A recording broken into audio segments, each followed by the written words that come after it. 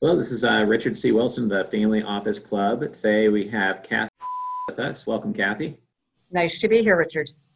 Sure. So, what types of investments do you look for? So if we're talking about traditional investments, there we're all about downside risk. So we really are pretty much long-term timers of the market. We look at things like the standard deviation of the market and short sellers and long and net leverage on hedge funds. So on that side, if the market's trending up, we'll do largely ETFs. Otherwise, we look for managers with downside risk. On the alternative side, in terms of deal flow, it's got to be something very easy to understand.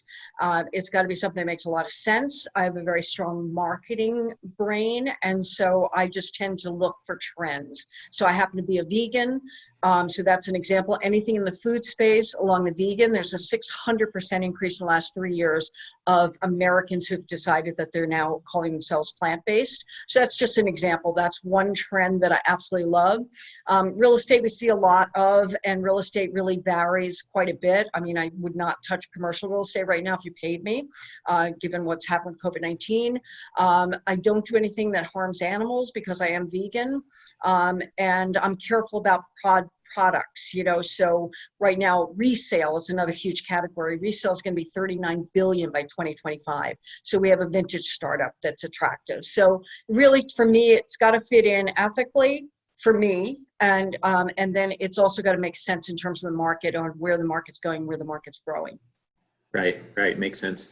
And if you had to pick out one area that you're most excited to get deals in, or you're just putting the most of your energy in, because I'm sure I've spoken to you before. You're nice enough to join us on one of our discussion panels, I think it was recently, and I know you get a lot of deal flow. What would be that one area that you're really looking to invest most of your energy and money in this year? So I also rescue animals. So my personal passion is pets. And anything in the pet industry, pet and health is growing. There's 24 billion is the size of pet food market, and it's growing at 25% a year.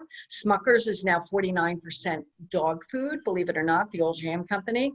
So anything with pets, again, that doesn't harm animals, anything with the joint formula, nutraceutical, CBD. Even I was just talking to a dog food founder, and he just created a product for running with his dogs, because if you're running with multiple dogs, it creates an issue. There's no one utility belt that can hold your water, your poop picker up the bags, and be able to handle multiple leashes, and maybe have a water bottle for your dogs as well. So anything in pets, I would say, is my number one passion. Yeah, that's great. Okay. And what would be your number one piece of advice for investors or investment firms listening? It could be related to anything that you've learned along the way in terms of deal sorting, due diligence, investments in general. So everybody thinks whatever they've created is the greatest thing since sliced bread, and they do an awful lot of cold, and a lot of times their opening line can be either rude, obnoxious, a turnoff, or they hammer you with emails. And essentially when you hammer me with emails, I just go into that unsubscribe button, or I put you into junk. So I would say really the number one mistake if you're trying to get to your end user or an advisor who can then introduce you to potential clients is really try to create a relationship. Find out what it is that they need and work on supplying the relationship. I call a lot of people hit and run networkers. So they get on a call, it's a 30-minute call. You can't really get to know anybody in 30 minutes. And so all you're doing on that is a hit and run, seeing if there's any low-lying fruit. So that's not going to be a way to develop a relationship. So I would say that's the number one mistake I see on people trying to get to the end user. Yeah, I think that's so good. I think it's like one of my favorites out of the 75 of these investor interviews we've done. And many times I have to get an agenda from someone before I get on the phone, because otherwise their whole point is to pitch you on something they were being mysterious about via email, but their real angle was to pitch you on something you would never in your life do.